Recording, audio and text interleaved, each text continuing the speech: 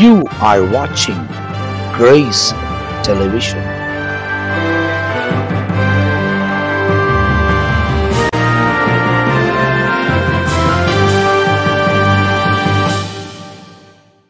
இயேசு கிறிஸ்து நாமத்தில் இந்த கால நேரத்தில் அன்பின் வாழ்த்துக்கள். ஆண்டவராகிய தேவன் நம்மை ஆசீர்வதித்து நடத்துகிறவராக இருக்கிறார். கர்த்தருடைய பாதுகாப்பு, அவருடைய இரக்கங்கள் நம்முடைய வாழ்க்கையில் எப்போவுமே பின்தொடர்ந்து தேவன் தம்முடைய பிள்ளைகளை மேலே இரக்கத்தையும் நன்மையும் ஐஸ்வர்யத்தையும் கனத்தையும் தந்தருளுகிற தேவனாக இருக்கிறார்.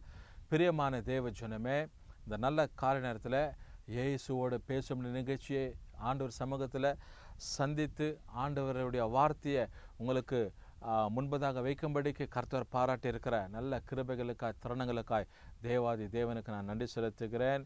ஆண்டவர் தொடர்ந்து நம்மை ஆசீர்வதிக்கிறவராக இருக்கிறார். கர்த்தருடைய கரம் நம்ம பாதுகாக்கட்டும்.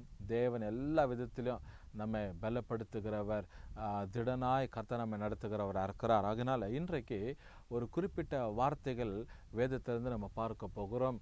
அருமையான ஒரு குறிப்பு பாருங்க. ஒரு மனுஷனுக்கு தேவன் இரக்கத்தை பாராட்டினதை, நன்மை பாராட்டினதை ஆண்டோடைய சமூகத்தில் நம்ம பார்க்க போகிறோம். அவர் இரக்கங்களின் தகப்பன்னு சொல்லி வேதத்தில் வாசிக்கிறோம். இரக்கத்தில் ஐஸ்வர்யம் நிறைந்தவர். Is a father of comfort, is a father of compassion. தேவன் இரக்கங்களின் தகப்பன்னு சொல்லி வேதத்தில் பார்க்கிறோம். நம்ம மேலே இரக்கமாக கர்சனையாக இருக்கிறவராக இருக்கிறார். ஆண்டவருடைய பெரிதான கிருபை பாருங்க, நம்முடைய பிள்ளைங்க மேலே எப்போதும் கர்த்தர் நோட்டமாக இருப்பார். இது இப்போ இல்லை, வேதத்தில் பரிசுத்தவான்கள் வாழ்ந்த நாட்கள்லேருந்தே கர்த்தர் அதை அப்படியே தம்முடைய பிள்ளைங்க வாழ்க்கையில் அப்ளை பண்ணி கொண்டு இருக்கிறார். செயல்முறையில் ஆண்டவர் நடத்தி கொண்டு இருக்கிறார். பிரியமான தேவ ஜனமே, இந்த நல்ல கால நேரத்தில் பாருங்கள், ஒரு குறிப்பிட்ட மனுஷனுக்கு கர்த்தர் மனதுருக்கத்தை ஆண்டவர் ஏற்படுத்தினார். 2 ராஜாக்களின் புத்தகம் 20ஆம் அதிகாரம், அதில் நீங்கள் பார்க்கும்போது எசேக்கியா என்ற ஒரு மனுஷன் வியாதிப்பட்டு அவன் இன்னும் கொஞ்ச நேரத்தில் மரிக்கிற ஒரு தருவாய். இப்போ இந்த மனுஷன் பார்த்தீங்கன்னா, அவன் ஜனங்களுக்கு நன்மை செய்தவன், உதவி செய்தான், இரக்கத்தை பாராட்டினான், ஜனங்களுக்கு இல்லாதவங்களுக்கு கொடுத்து உதவினான். அப்படிப்பட்ட ஒரு நல் ஒழுக்கத்திற்குள்ளாக வளர்ந்ததான ஒரு மனுஷன். அதனால இந்த மனுஷனுக்கு திடீரென்று ஒரு பெரிய வியாதி அவனுடைய சரீரத்தில் வந்துடுது. எப்படின்னா, குணப்படுத்த முடியாத ஒரு வியாதி, ராஜகொப்பளம்னு சொல்லுவாங்க. அப்படிப்பட்ட இந்த ராஜகொப்பளம் அவனுடைய முதுகு பகுதியில் ஏற்பட்டுடுது. இது நிமித்தமாக அவன் மரண அவதிக்குள்ளாக போகிறான். மரணத்தை சந்திக்கக்கூடியதான ஒரு நாட்கள் அவனுக்குள்ளாக. அந்த நாட்களில் எந்த அறுவை சிகிச்சையோ மருத்துவ வசதி கிடையாது. அதனால இப்படிப்பட்ட ஒரு காரியம் அவன் வாழ்க்கையில் நடந்தது நிமித்தமாக அவன் சோர்ந்து போயிட்டு அவன் பலவீனத்தில் படுத்து கொண்டு இருக்கிற அந்த தருவாயில் ஆண்டவராகிய தேவன் ஏசாயா நிமித்தமாக ஒரு செய்தியை கொடுத்து அனுப்புகிறார். என்ன அப்படின்னா, எசேக்கியாவே, நீ உன்னுடைய ராஜ்யபாரத்தின் காரியத்தை ஒழுங்கு பண்ணிக்கோ, இன்னும் கொஞ்ச நாளில் என்ன பண்ண போகிற, மறிக்க போகிற. இந்த செய்தியை கேட்டதும் அவன் நொந்து இருக்கிற அவனுடைய வாழ்க்கை இன்னும் பல விதத்தில் கேள்விகள். ஏற்கனவே அவன் வியாதியில் படுத்து கொண்டு இருக்கிறான், இங்கும் அங்கும் செயல்பட முடியாத பலவீனத்தில் இருக்கிறான். அவன் தவிக்கிற ஏதாவது உதவி இருக்குமான்னு சொல்லி நாடிக்கொண்டு இருக்கிற சமயத்தில் இந்த மனுஷனுக்கு இன்னொரு திடுக்கிடும் தகவல் என்னன்னா, நீ மறிக்க போகிற. இன்னும் பெரிய ஒரு அதிர்ச்சி.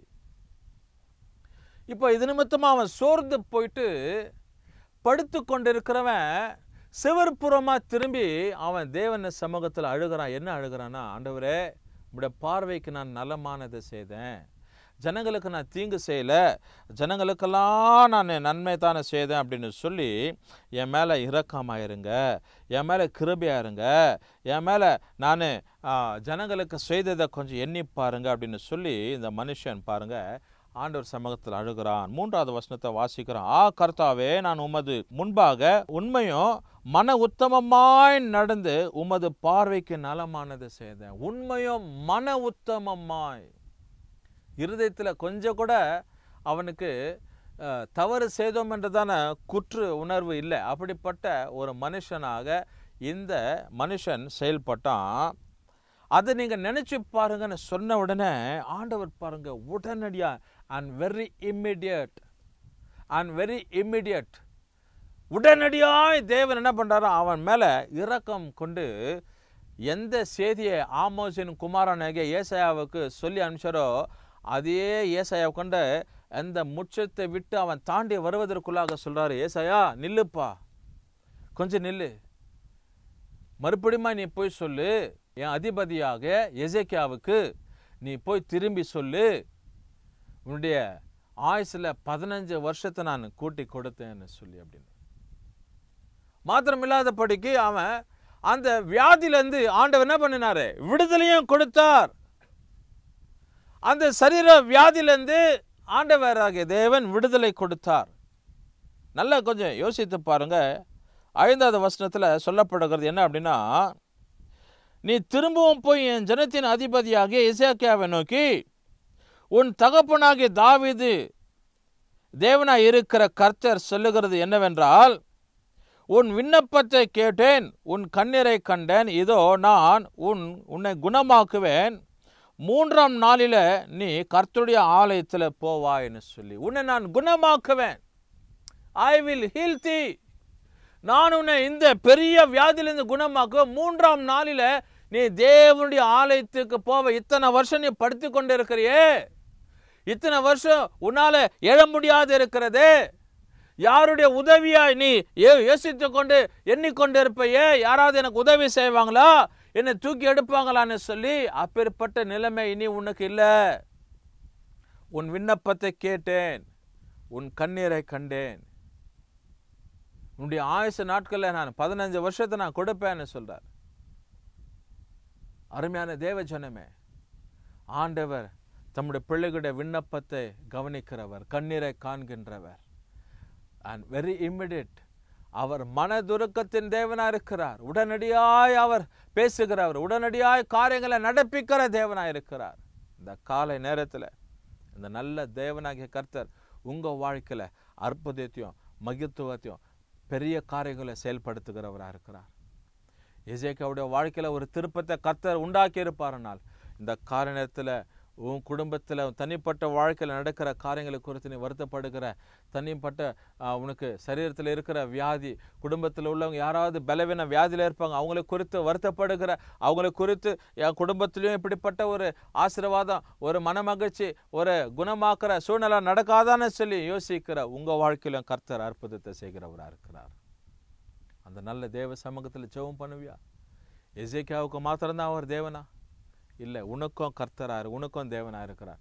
எசேக்கியாவுக்கு மாத்திரம் சுகத்தை தந்திருப்பாரானால் உனக்கும் அவர் தருகிறவராக இருக்கிறார். தேவ சமூகத்தில் ஜெபம் பண்ணும் நல்ல பிதாவே, இந்த கால நேரத்துக்கு ஸ்தோத்திரம்ப்பா. ஆண்டவரே, எசேக்கியாவுடைய வாழ்க்கையில் ஒரு திருப்பத்தை கர்த்தர் கட்டளிட்டு இருப்பீரானால், இந்த வசனத்தை கவனிக்கிற நம்முடைய பிள்ளைங்க வாழ்க்கையிலையும் கர்த்தர் மேலான காரியங்களை செயல்படுத்துவீராக. நம்முடைய கரத்தில் ஒப்பு கொடுக்கிறோம். கர்த்தர் ஆசீர்வதிங்கப்பா. ஜனத்தின் அதிபதியாகிய எசேக்கியாவுக்கு போய் சொல்லு, உன் விண்ணப்பத்தை கேட்டோம், கண்ணீரை கண்டேன்னு சொல்லி ஆண்டவர். அப்படி போல ஜனங்கள் ஏறெடுக்கிற எல்லா விண்ணப்பங்களை கேட்டு கண்ணீரை கண்டு ஆண்டவர் அப்பா நம்முடைய பிள்ளைகளுக்கு எல்லாவற்றையும் லாபகரமாக நீர் மாற்றி ஆண்டவர் நன்மைகளை தருகிறவராக இருக்கிறார். அதற்காக ஸ்தோத்திரம், துதியும் கனம் மகிமம் கொருவருக்கு எடுக்கிறோம். இயேசு கிறிஸ்துவின் நாமத்தில் ஜெபிக்கிற நல்ல பிதாவே, ஆமென். கர்த்தர் உங்களை ஆசீர்வதிப்பார்.